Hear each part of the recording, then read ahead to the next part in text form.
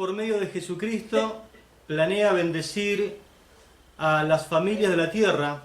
Por eso es que Él prometió a su amigo Abraham, según Hechos capítulo 3, versículo 25-26, podemos buscar ese versículo, Hechos capítulo 3, verso 25 y verso 26, dice la palabra lo siguiente: ustedes son los hijos de los profetas y del pacto que Dios concertó con sus padres, diciendo a Abraham: en tu descendencia serán benditas todas las familias de la tierra.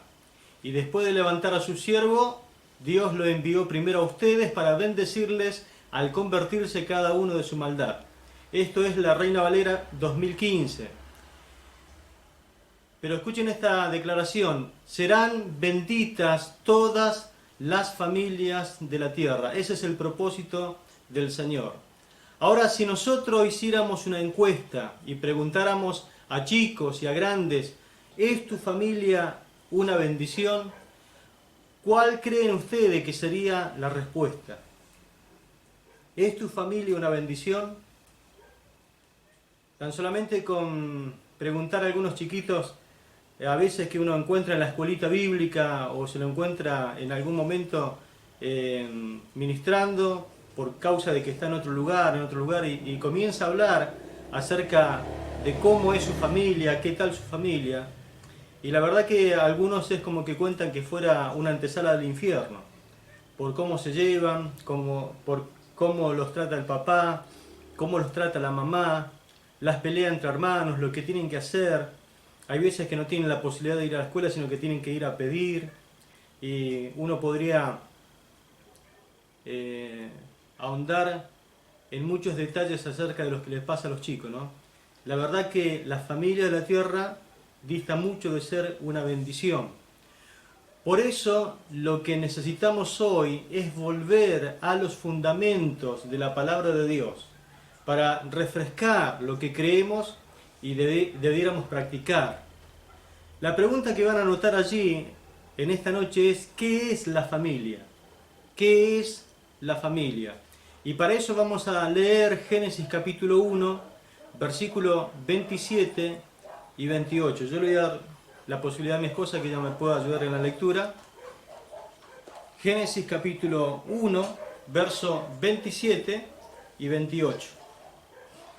Y creó Dios al hombre a su imagen, a imagen de Dios lo creó. Varón y hembra los creó. Y los bendijo Dios y les dijo: fructificad y multiplicaos, llenad la tierra y sojuzgadla, y señoread en los peces del mar y en las aves de los cielos y en todas las bestias que se mueven sobre la tierra. Amén. Bien. La palabra del Señor nos muestra que hubo alguien que tomó la iniciativa. Y pregunto: ¿quién fue que tomó la iniciativa en cuanto a la formación de la familia? Escuchen las palabras de la Biblia: y creó Dios al hombre a su imagen, a imagen de Dios lo creó. Varón y hembra los creó y los bendijo Dios. Es decir, que el que tomó la iniciativa para poder formar la familia fue nuestro Dios. Vamos a leer también Génesis capítulo 2, versículo 24. Génesis capítulo 2, verso 24. Dice: por tanto, dejará el hombre a su padre y a su madre, y se unirá a su mujer, y serán una sola carne. Amén. Un versículo muy conocido, ¿no? Dejará el hombre a su padre y a su madre, y se unirá a su mujer, y los dos serán una sola carne. Como autor de la familia, como creador de la familia, pregunto: ¿quién estableció los principios de funcionalidad para que el matrimonio, para que la familia pueda funcionar como corresponde, normalmente? Su autor, en otras palabras, fue Dios. Dios es el creador entonces de la familia. Entonces, la familia, creación de Dios, es la comunidad primaria de la raza humana. Se constituye a través de la unión del hombre y la mujer. La familia, por lo tanto, antecede a toda institución, es antes que cualquier pueblo, fue antes que cualquier nación. La familia fue la célula primigenia, es decir, la célula original, la célula inicial de donde surgió la sociedad humana. Siglos han pasado, pero los hombres siguen integrándose en familias.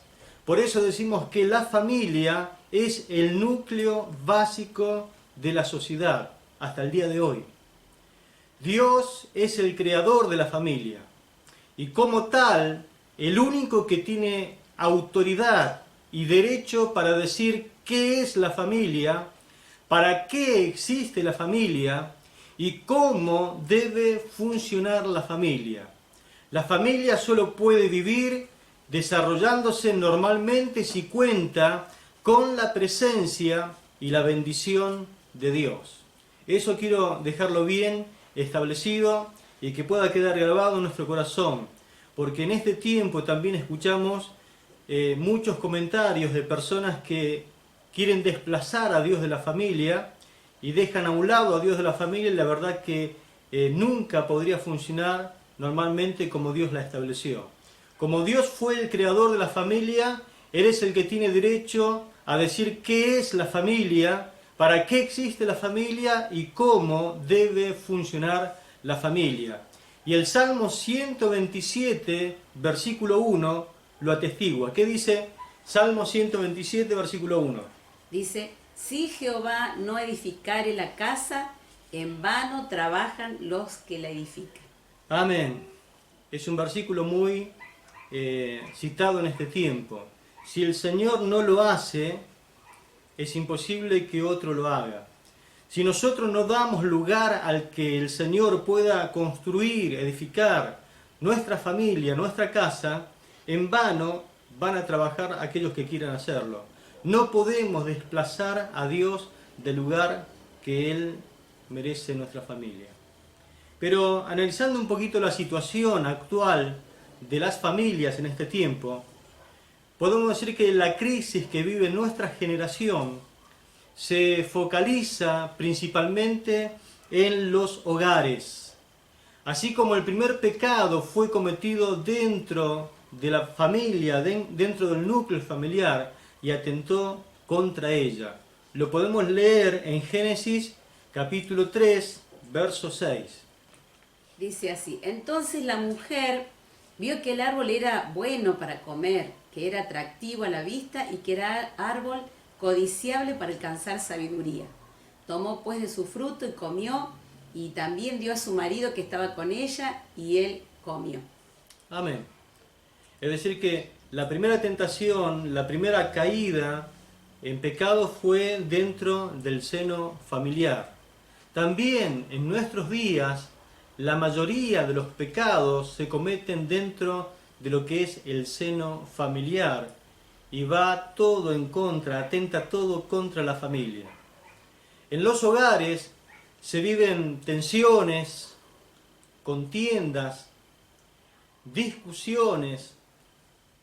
En los hogares se vive un ambiente de enojos, de gritos, ofensas, resentimientos, amarguras y hasta separaciones y divorcios. La familia es el blanco de los ataques de Satanás y él apunta directamente a destruirla. El deterioro de los valores, el incremento de los conflictos familiares, el número creciente de separaciones y divorcios son en este tiempo de proporciones realmente alarmantes. Ahora, ¿tiene la Iglesia algo que ofrecer a las familias de nuestra sociedad como para salvarlas? ¿Hay solución en Jesucristo para las crisis de las familias? Yo no sé cuál sería tu respuesta hoy, pero creo que basándome en tu propia experiencia como cristiano, como hijo de Dios, creo que la única respuesta a la familia en este tiempo se llama Jesucristo. Entonces podemos responder enfáticamente, sí, la Iglesia tiene algo que ofrecer a las familias de nuestra sociedad para salvarlas. ¿Cuáles son los recursos con los que cuenta la iglesia en este tiempo? Número 1, la orientación precisa de la palabra de Dios. Para cualquier situación que las familias puedan estar viviendo, siempre la palabra de Dios tiene algo para orientarnos, un consejo, una palabra sabia, algún mandato, algún valor que tenemos que sacarlo de donde está escondido y ponerlo por obra. Segundo, el poder transformador del Espíritu Santo de Dios. Ese es el segundo recurso con el cual contamos. Entonces, la orientación de la palabra de Dios. Número 2, el poder transformador del Espíritu Santo de Dios. Y tercero, algo que tiene un valor, es algo invaluable, la valiosa ayuda de la comunidad de la iglesia. En la iglesia tenemos amigos, vamos a tener compañeros de la fe, hombres y mujeres que creemos lo mismo y queremos lo mismo, que salgas adelante, que puedas también encontrar la salida en Jesucristo como también la hemos encontrado nosotros. Por lo tanto, contamos con esos tres recursos que son invaluables. El deterioro de la familia se debe a que el orden de Dios ha sido ignorado, ha sido abandonado y ha sido también reemplazado por muchos criterios humanos, que la verdad que lo único que ha hecho fue empeorar más a las familias. Así que lo que vamos a ver a continuación es la base de la familia. La base de toda familia es el matrimonio. La base de toda familia es el matrimonio. Anótelo, por favor.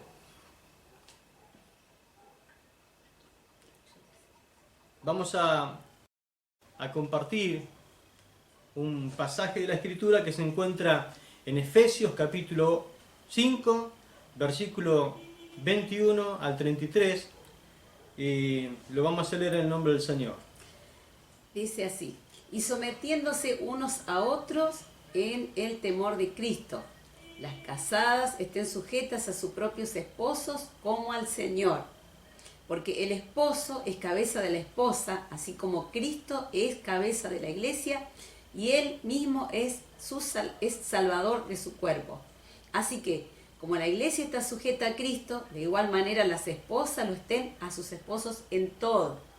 Esposos, amen a sus esposas, así como también Cristo amó a la iglesia y se entregó a sí mismo por ella, a fin de santificarla, habiéndola purificado en el lavamiento del agua con la palabra, para presentársela a sí misma una iglesia gloriosa, que no tuviese mancha, ni arruga, ni cosa semejante, sino que sea santa y sin falta. De igual manera, los esposos deben amar a sus esposas como a sus propios cuerpos. Y el que ama a su esposa, a sí mismo se ama, porque nadie aborreció jamás a su propio cuerpo, más bien lo sustenta y lo cuida tal como Cristo a la iglesia, porque somos miembros de su cuerpo.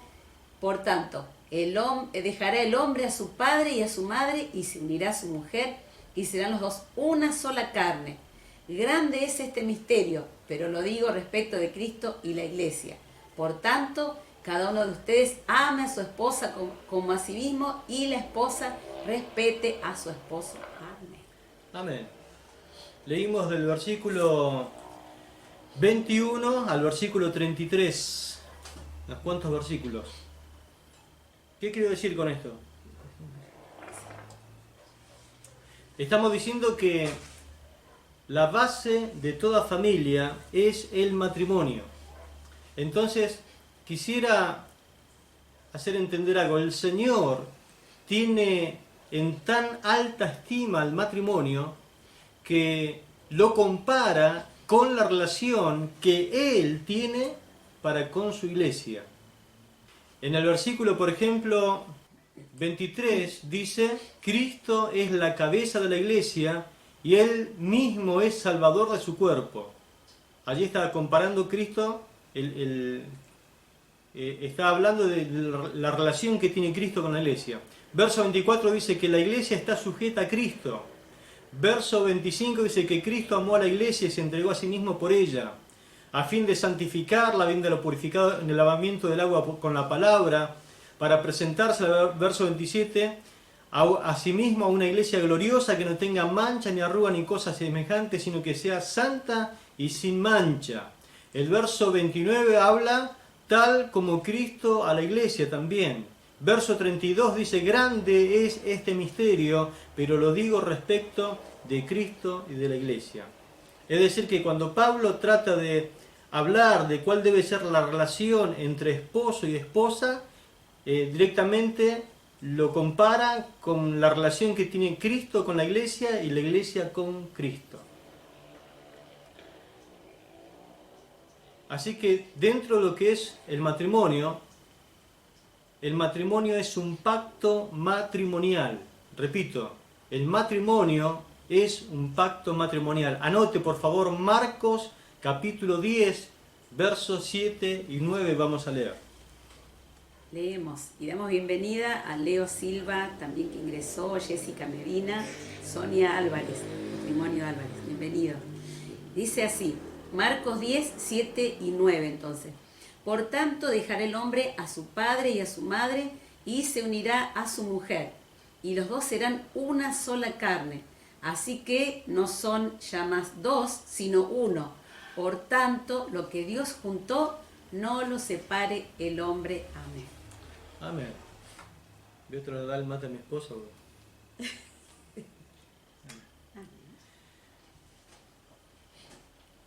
Entonces veamos algunas consideraciones que surgen de esta ley basada en Marcos capítulo 10, versos 7 al 9.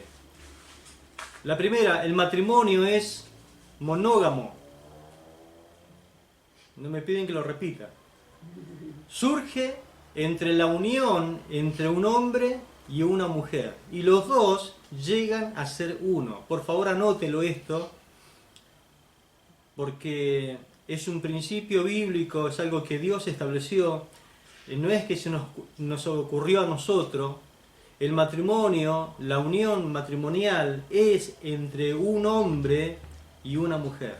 Repito, entre un hombre y una mujer. No entre hombre y hombre, no entre mujer y mujer, sino entre un hombre y una mujer. Y los dos llegan a ser uno, dice la palabra del Señor. El matrimonio es una unión total. Los cónyuges llegan a convertirse en una sola carne. Y esto abarca todos los aspectos de la vida del hombre y la mujer. Anótelo por favor. Es una unión total. ¿Y qué abarca esta unión total? Abarca la unión física. Cuando hablamos de que se convierte en una sola carne, siempre lo estamos relacionando con la parte sexual. Entonces hay una unión física, hay también una unión económica, hay una unión afectiva y hay una unión espiritual. Esto es un matrimonio. Un matrimonio tienen una relación sexual en común, tienen una billetera en común, tienen la parte afectiva del uno para con el otro e inclusive están entrelazados en la vida espiritual. Por eso es tan importante que los dos también sean espirituales. Por eso es tan importante el matrimonio. Es una unión entre un hombre y una mujer, pero también es una unión total. Anote otro punto, por favor. El matrimonio ha sido instituido por Dios. El matrimonio ha sido instituido por Dios. No ha sido establecido por una ley humana. Tampoco fue ideado por alguna clase de civilización. Esto no tiene que ver con las antiguas civilizaciones. Tampoco es patrimonio del pueblo judío. Aunque el pueblo judío está dentro de la Biblia, el matrimonio fue antes que se estableciera el pueblo judío. Tiene que ver con el tiempo de Adán y Eva. El matrimonio antecede entonces a toda cultura, antecede a toda tradición o pueblo o nación. Es una institución divina. Por lo tanto, es Dios quien determina las leyes y principios que deben regirlo. No es una sociedad entre dos partes. Hoy en día se escucha mucho de pactos que se hacen entre hombres y mujeres, mayormente aquellos que tienen una buena posición económica, donde llegan a constituir una sociedad, un pacto y lo firman entre los dos para ver si de alguna forma pueden llevar adelante lo que quieren hacer. No es una sociedad entre dos personas, donde cada parte fija sus condiciones. Para ser una institución divina, es Dios quien la establece. Es decir, que las leyes que involucra ese pacto, esa sociedad, las estableció Dios. Dios no dejó nada librada al azar en cuanto a leyes que tienen que regir un matrimonio. Nunca el hombre, ni la mujer, ni ambos en común acuerdo, tampoco pueden determinar las leyes de una nación, lo que debería ser el matrimonio instituido por Dios. Ahí es donde nosotros entendemos que al ser iglesia estamos por sobre cualquier nación porque estamos siendo regidos por el reino de Dios, donde Dios reina. Entonces, todo aquel que se casa debe aceptar las condiciones establecidas por Dios para el matrimonio. Todo aquel que quiere entrar en el estado de matrimonio, todo aquel que acepta casarse, debe aceptar las condiciones establecidas por Dios dentro del matrimonio. Ahora, como Dios es amor y Él es infinitamente sabio, las leyes y condiciones que Él ha establecido para el matrimonio son siempre para nuestro bien. Lo que vamos a ver a continuación se llama 3 elementos determinantes del matrimonio. Anoten por favor, 3 elementos determinantes del matrimonio.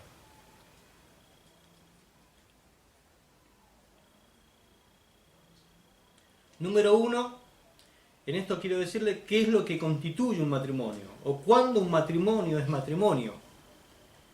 No sé si alguna vez se preguntaron, ¿cuándo un matrimonio es matrimonio? Porque uno ha visto cada uniones por ahí, inclusive también dentro de lo que es el seno de la iglesia, uno a veces se pregunta, ¿no? ¿Cuándo un matrimonio llega a ser matrimonio? Número 1, entonces anote, pacto mutuo. El pacto mutuo. ¿Cómo es que un matrimonio llega a ser matrimonio? En primer lugar, el casamiento es un pacto que se celebra entre un hombre y una mujer delante de Dios. Repito, el casamiento es un pacto que se celebra entre un hombre y una mujer delante de Dios. Y vamos a leer un texto para darle base a lo que estamos diciendo, que se encuentra en Malaquías, el capítulo 2, el verso 14. Leemos, dice así, Malaquías 2:14, y dicen, ¿por qué? Porque el Señor ha sido testigo entre ti y la mujer de tu juventud, a la cual has traicionado, a pesar de ser ella tu compañera y la mujer de tu pacto. Amén. Amén. El Señor acá justamente habla de un elemento del matrimonio que es el pacto que celebra un hombre y una mujer delante de Dios. El pacto es una alianza y eso significa de que son dos voluntades que se comprometen formal y solemnemente a ser marido y mujer. El pacto se concierta básicamente por lo que nosotros conocemos, lo que muchas veces hemos participado de lo que es una boda o una celebración de bodas dentro de una iglesia, lo que se llama el empeño de las palabras. ¿Vieron cuando el pastor hace repetir al novio y a la novia ciertas palabras donde él compromete su palabra diciendo: prometo delante de Dios y de todos estos testigos amar a esta mujer, cuidarla, protegerla en tiempo de salud y de riqueza. Y bueno, eso se llama el empeño de la palabra. Estoy empeñando mi palabra delante de Dios, delante de los testigos, para una mujer. Y la mujer lo hace para con el hombre. Eso es fundamental que haya en lo que se llama el pacto matrimonial. No puede existir un matrimonio si no hay empeño de palabras, donde la voluntad se utiliza para rendir su compromiso delante de Dios y de los testigos. Es lo que nosotros llamamos votos matrimoniales. Votos matrimoniales. Segundo, el testimonio ante la sociedad. Anótenlo, por favor. El testimonio ante la sociedad. Y hemos leído recién una parte del versículo que dice: dejará el hombre a su padre y a su madre. Dejará el hombre a su padre y a su madre. Anótenlo. Como el matrimonio es un estado civil, el pacto debe celebrarse ante la sociedad. ¿Qué significa eso? Por eso es que hay en esa reunión donde se celebra el matrimonio, hay parientes cercanos, lejanos, hay amigos íntimos y amigos casuales, hay conocidos que tienen que ser informados de que ese hombre se casará con esa mujer en determinada fecha, y a partir de allí ambos quedarán unidos en el estado honroso del matrimonio. Por lo general después se hace una fiesta, que son los novios que invitan a festejar, los agasajan a todos ellos por ser parte de haber unido sus voluntades en el estado honroso del matrimonio. El propósito de los participantes es justamente hacer público y notorio el casamiento. Por eso es muy importante que ustedes tienen que saber y aprender esto. El pacto matrimonial no puede hacerse en secreto. No puede hacerse en secreto. Es decir, que tiene que ser algo público, donde sus amigos, sus parientes, sus conocidos sepan que de ese día en adelante él es esposo de ella y ella es esposo de él, y ambos han entrado en el estado honroso del matrimonio. Vieron que en las películas o en alguna serie que usted ve por ahí, que sé que mira, por ahí se casan secretamente o tratan de hacerlo en secreto. No sirve eso. Eso es algo que a lo mejor pasa en la novela, en alguna película, pero no debería ser así. No puede ser así, porque en realidad no estaría cumpliendo con una parte de lo que es el matrimonio, la unión matrimonial. La tercera parte que usted debería notar en esta noche es la unión sexual. Anote, por favor. Unión sexual.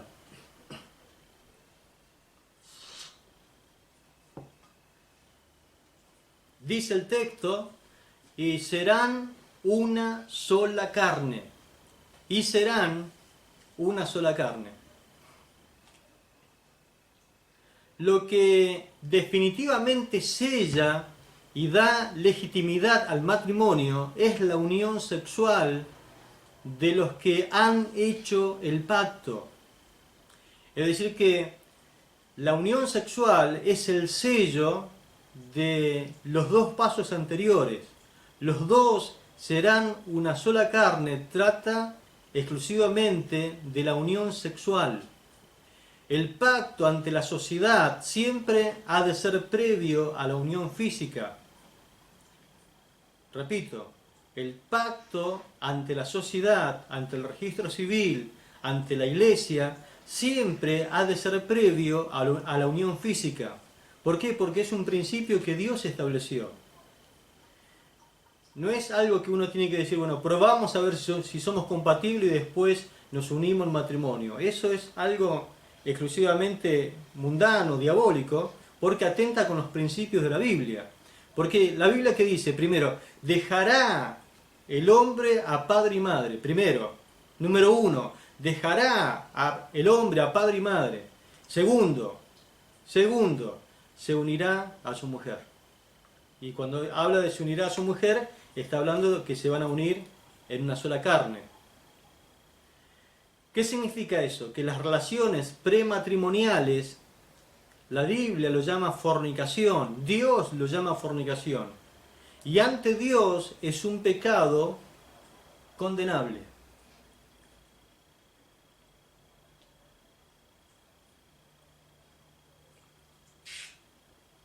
¿Estamos? Entonces, repito, primer paso para que un matrimonio sea matrimonio, el pacto mutuo. Cuando uno empeña la palabra de ser fiel a su esposa o a su esposo delante de Dios y delante de todos los testigos. Segundo, el testimonio ante la sociedad, es decir, que lo que van a hacer es decir, adquiere, se transforma en un acto público, no existe un matrimonio donde nos casamos en secreto. Y lo tercero, la unión sexual, que tiene que ver con consumar el matrimonio. He sabido, porque algunos quizás menosprecien este punto, y quiero decirle que es muy importante, un matrimonio sin relación sexual no es matrimonio. Me ha tocado he tratado de aconsejar a personas que se han unido en el santo estado del matrimonio, en el estado honroso del matrimonio, han celebrado sus votos ante Dios y ante la sociedad, han comenzado a vivir como matrimonio y pasado el tiempo no han tenido la relación sexual que sella el matrimonio. Y pasó un día, y pasó 2 días, y pasaron un mes, pasó 2 meses, pasó un año, pasaron 2 años. Y no había relación sexual. Eso trae muchos problemas al matrimonio. El tema es que ella había tenido una mala experiencia en su juventud, cuando era niña, de niña, había sido violada y bueno, ella no quería consentir en el acto matrimonial. Él le dijo, bueno, no pasa nada, después en algún momento esto lo vamos a superar juntos, y resulta que no se podía superar, porque era una mala experiencia que ella había tenido y le costaba mucho llegar a ese punto. Bueno, la cosa era que en algún momento pidieron ayuda y trataron de arreglar esa situación, porque le estaba trayendo muchísimos problemas al matrimonio. En un matrimonio tiene que haber una vida sexual saludable, como la Biblia lo enseña. Veamos algunas características de este vínculo sagrado. Veamos algunos principios bíblicos que justamente dan base al matrimonio. Vamos a dar lectura a Génesis capítulo 2, versículo 22 al 24. Anótelo por favor. Génesis capítulo 2, versículo 22 al 24, donde vamos a ver algunos principios que dan base al matrimonio. Dice así: y de la costilla que el Señor Dios tomó del hombre, hizo una mujer y la trajo al hombre. Entonces dijo el hombre: ahora esta es hueso de mis huesos y carne de mi carne. Esta será llamada mujer porque fue tomada del hombre. Por tanto, el hombre dejará a su padre y a su madre y se unirá a su mujer y serán una sola carne. Amén. Anotamos otro pasaje que tiene que ver también con algunos principios bíblicos que dan base al matrimonio. Mateo capítulo 19, versículo 6. Repito la cita. Mateo capítulo 19, verso 6. Así que ya no son más dos, sino una sola carne. Por tanto, lo que Dios ha unido, no lo separe el hombre. Amén. Tanto del pasaje que recién leímos como el que leímos anteriormente, vamos a sacar algunos principios. Por eso presta atención a lo que vamos a leer. Primera de Corintios capítulo 7, verso 39. 1 Corintios entonces 7:39 dice así: la esposa está ligada mientras viva su esposo, pero si su esposo muere, está libre para casarse con quien quiera, con tal que sea en el Señor. Amén. ¿Escucharon las esposas? La esposa está ligada mientras viva su esposo. ¿A quién? A su esposo. Pero si su esposo muere, está libre de casarse con quien quiera, con tal que sea en el Señor. Aclara Pablo, ¿no? Dando respuesta a algunas preguntas que surgían allí en Corintios. Porque indudablemente el matrimonio es de gran bendición para los hombres y las mujeres, pero también es una fuente de problemas.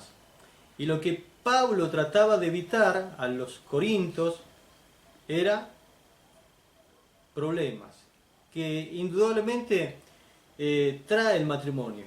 Porque imagínense, unir dos mundos en uno, es decir, los dos serán una sola carne, trae ya de por sí complicación, por todas las cosas que acarrea el hombre desde que nace y va aprendiendo y después tiene que desaprender, y todo lo que aprendió la persona que él ama, que es su esposa, y ha aprendido un montón de cosas, y después unir esos dos mundos en uno, trae un montón de problemas.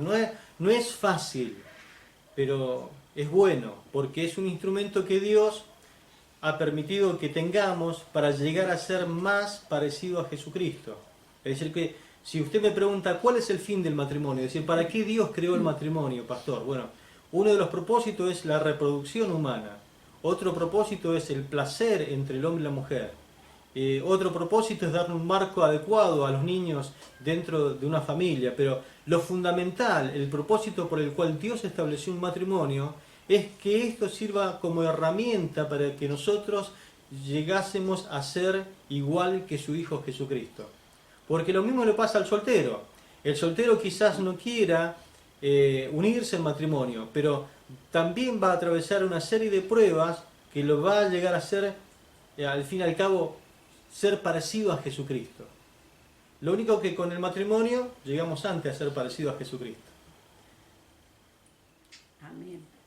Por las pruebas, por las dificultades, por los momentos difíciles que uno tiene que pasar, uno crece en paciencia, crece en amor, crece en fe, crece en bondad, crece en un montón de cosas que el matrimonio es el instrumento que nos ayuda para que eso pueda suceder.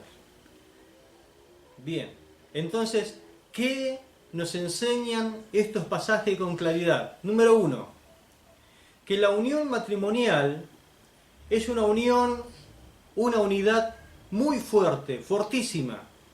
¿Por qué? Porque el hombre y la mujer pasan a ser una sola carne. Es decir, que esa unión es muy fuerte. Creo que Cantar de los Cantares dice, ¿no? Fuerte como la muerte es el amor. Porque fuerte como la muerte es el amor.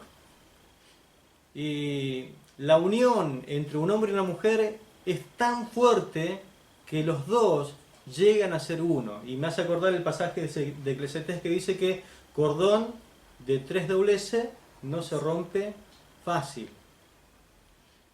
Un cordón es el hombre, otro cordón es la mujer y el otro cordón es el Señor. Unidos somos irrompibles. Casi. Segundo, que la unión matrimonial es realizada por Dios mismo. Es el que aprendemos de los versículos que leímos recién. Que la unión matrimonial es realizada por Dios mismo. ¿Qué dice el pasaje que leímos? Lo que Dios juntó. Lo que Dios juntó. Ese acto de bendición La Biblia dice que Dios bendijo al primer matrimonio. Lo bendijo a Adán y a Eva para que pudiesen realizar el propósito por los cual Él los creó. Esa misma bendición son las que vienen a pedir los matrimonios cuando deciden unirse en matrimonio. Entonces, como iglesia y como ministro, uno le otorga esa bendición, ora por ellos, los bendice. ¿Y qué sucede en ese acto? Dios los junta, Dios los bendice. Lo que Dios unió, decimos. Es por eso que se considera el matrimonio algo exclusivamente sagrado. El matrimonio es sagrado. Dios es el que une a esas dos personas. Tercero, que la unión matrimonial es indisoluble mientras vivan los dos. Entonces, de lo que hemos leído, aprendemos que la unión matrimonial es indisoluble, es decir, que no se puede disolver, mientras vivan los dos. Solo la muerte de uno de los dos puede llegar a disolver el matrimonio. Son principios que se establecen mediante la lectura del texto. Libre es de casarse con quien quiera, dice el apóstol Pablo. Libre es de casarse con quien quiera. ¿Cuándo? Después que el fulano muere. O la fulana, ¿no?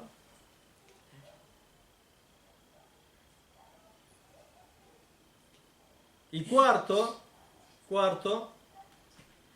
que la unión matrimonial no debería ser separada por ningún hombre. Eso es lo que aprendemos del texto. Que la unión matrimonial no debería ser separada por ningún hombre. Dice el texto que leímos, no lo separe el hombre. Es decir, que nosotros siempre, como cristianos, como creyentes de Dios y de la palabra, siempre abogamos en favor de la no separación, del no divorcio. Siempre estamos a favor del matrimonio, de la familia. Siempre somos pro matrimonio. En la Biblia existen algunas excepciones, claro que sí, que el matrimonio en algún momento quedará anulado. Da algunas cláusulas la palabra del Señor, pero yo no me voy a detener en las cláusulas. Las excepciones no son las generales de la ley y estamos en esta noche viendo los principios. Es lo que quiero darle énfasis, a los principios, no a las excepciones. Jesús habló en algún momento de la dureza del corazón del hombre, o la dureza del corazón de la mujer, podríamos decir hoy. Hay excepciones, hay algunas cláusulas que en realidad lo que harían es anular el matrimonio. Pero, ¿quiere tener un matrimonio a prueba de separación y de divorcio? ¿Quieres tener un matrimonio a prueba de separación y de divorcio? Hay deberes que realizar según lo que dice la Biblia en Efesios capítulo 5, donde nosotros hemos leído. Una de las cosas que hemos hoy escuchado en la lectura de la palabra es que el esposo debe amar a la esposa. Y lo segundo que escuchamos es que la esposa debe respetar y debe honrar al esposo. Si un esposo ama a la esposa, hay posibilidad de que el matrimonio en realidad dure toda la vida y lo único que llega a romper ese matrimonio es la muerte de uno o del otro. Pero si el esposo ama a la iglesia, hay posibilidad de llegar a ser felices y disfrutar en el matrimonio.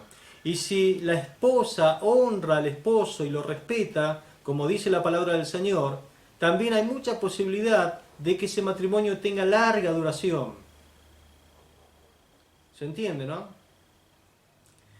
Segundo, ambos deben sujetarse el uno al otro como lo hacen a Cristo. Eso es lo que dice la palabra.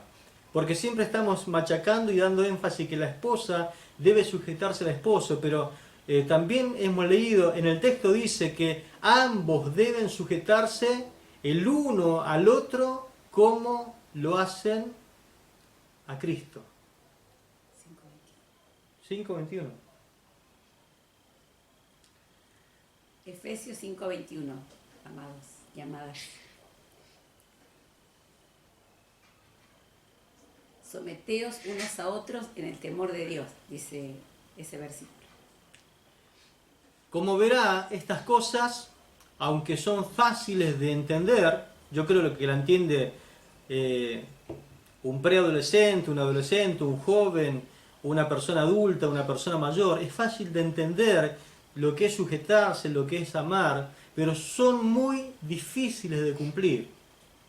¿Por qué lo decimos? Porque, por las estadísticas, por la cantidad de separaciones que hay, por la cantidad de rupturas matrimoniales que hay, por la cantidad de gente que no quiere casarse, por el mal ejemplo que ve de sus padres, de sus abuelos, de sus amigos, de la mala propaganda que hay en cuanto a llevar adelante una vida matrimonial. Es muy fácil de comprender, muy difícil de cumplir, pero no imposible. Porque Dios, que creó el matrimonio y puso esas reglas, realmente, si nosotros la cumplimos y la llevamos adelante, vamos a tener un matrimonio no sin problemas, sino un matrimonio que haga y cumpla la voluntad del Señor. Hay cosas que son muy predecibles, según lo que nosotros leemos en la palabra del Señor.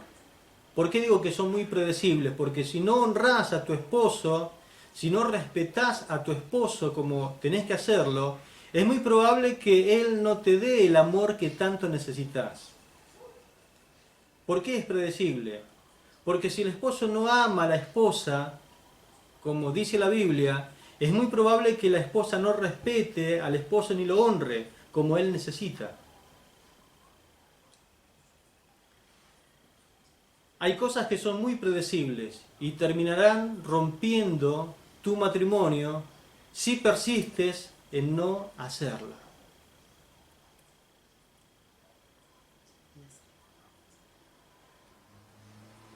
En hacerla, sí. Si tienes un matrimonio, tu responsabilidad es cuidar y labrar el huerto. ¿Qué dice Génesis capítulo 2, verso 15? Dice así, Génesis 2:15. Tomó pues el Señor Dios al hombre y lo puso en el jardín del Edén para que lo cultivara y lo labrara. Entonces, tu responsabilidad es cuidar y labrar ese huerto para obtener buenos resultados. ¿Qué significa eso? Cuidar y labrar tu hogar, cuidar y labrar tu matrimonio. De seguro, si te pones a cuidar y labrar, es decir, que te pones a hacer lo que te corresponde hacer, vas a obtener buenos resultados. Y tu hogar se convertirá en ese Edén que Dios creó, que le dio un marco maravilloso para el hombre y la mujer para que ellos pudiesen recrearse. A ese Edén es que el hombre va a querer volver todos los días, todas las tardes, después de trabajar, contento a su hogar, porque va a haber una esposa que lo va a honrar y lo va a respetar. Es ese Edén que va a querer volver la esposa después de hacer sus tareas diarias, después de cumplir sus responsabilidades, porque va a haber un esposo que la ame. Ahora, si planeas casarte, yo no sé cuántos de los que me están viendo en esta noche planean casarse. Bueno, el que planea casarse desea hacer algo bueno, algo que está dentro de la voluntad de Dios, algo que tendrías que hacer, pero debes hacerlo con sabiduría, esa sabiduría que Dios te ofrece para que no te equivoques en la elección de tu cónyuge.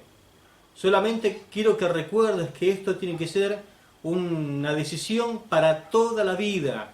Yo creo que todo aquel que se casa lo hace sabiendo que lo va a hacer para toda la vida. Por eso tenés que cuidar bien a quién vas a elegir como tu esposa, como tu esposo. Porque no solamente es la unión con tu esposa, con tu esposo, también es la unión con tus familiares. Es decir, tiene un papá, tiene una mamá, tiene hermanos. De la otra parte también tiene papá, mamá, hermanos, quizás tenga una familia amplia, quizás tenga muchos tíos, muchos parientes, según la carne. Y si bien Pablo le estaba transmitiendo a sus discípulos, bueno, que el que se casa, yo quiero evitarle problemas, pero bueno, trae problemas, porque vas a tener un suegro que aguantar, una suegra que aguantar, cuñadas que aguantar, parientes que aguantar, o un suegro que disfrutar, una suegra que disfrutar, parientes que disfrutar, y muchas familiares para disfrutar. Hay veces que se convierte en una guerra campal, hay veces que disfrutamos estar juntos, compartimos una cena, y bueno, después siempre va a haber conflictos, siempre va a haber momentos hermosos. Eso es lo que es un matrimonio. Pero si estamos tratando de querer hacer la voluntad de Dios y buscamos con sabiduría, las familias que se unen dentro de la iglesia seguramente van a ser de mucha bendición.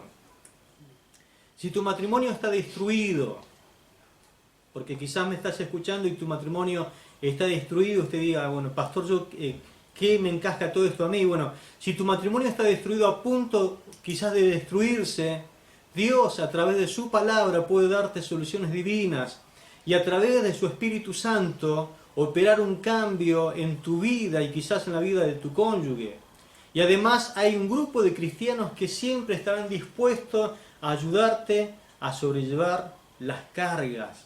Alguien que te va a sostener, que te va a hacer el aguante, que te va a ayudar a orar y que te va a aconsejar para bien. Amén. Oramos al Señor y le damos gracias al Señor por su palabra. Padre, te damos muchas gracias por tu palabra.